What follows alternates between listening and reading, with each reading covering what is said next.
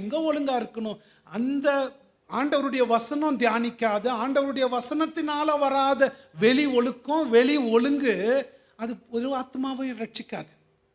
இது 2ம் இருக்கணும். அப்பதான் நீ சுத்தம். பாருங்களேன் எவ்வளவு அழகா சொல்றாரு. ஆண்டவருடைய வசனத்தை தியானிக்கணும். வெறும் தியானிக்கிறவன் ஒண்டி சுத்தம் இல்லை. ஒரு ஒட்டகம் தியானிக்கும், ஒரு அசைப்போடும், அது சுத்தம் இல்லை, அது நட சரியில்லை. இல்லை வெறும் ஒழுங்கா நடக்கிறவங்க பண்ணி ஒழுங்கா தான் நடக்கும், ஆனால் அது அசைப்போடாது. இது 2ம் இருக்கணும். நீ சுத்தமா இருக்கணும்னா ஆண்டவருடைய வசனத்தை தியானிச்சு அதுல நிரம்பி அந்த வசனத்தின்படி உன் வாழ்க்கையை நடக்கணும்.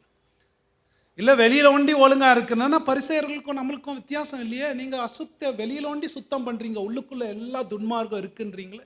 அந்த பரிசுத்தம் நம்மளை காப்பாற்றவே காப்பாற்றாது.